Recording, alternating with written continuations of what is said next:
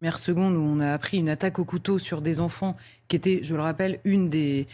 manières d'attaquer qu'avait recommandé l'État islamique, hein, attaquer au couteau et des enfants dans les pays occidentaux, notamment la France. Donc tout le monde a évidemment pensé à ça en premier.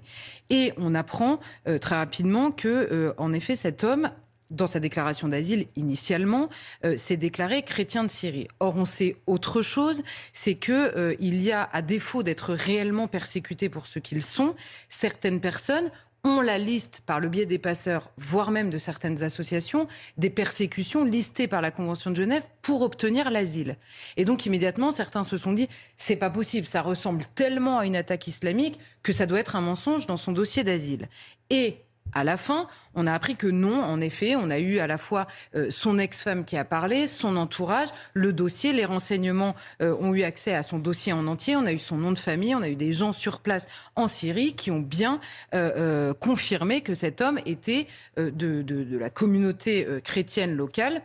On a su d'où il venait, etc. Simplement, la première chose, c'est que là où on ne pouvait pas deviner, là où on ne pouvait pas initialement penser à un chrétien, c'est que il y a des recommandations de l'État islamique, il y a assez peu de recommandations d'aller tuer au couteau des enfants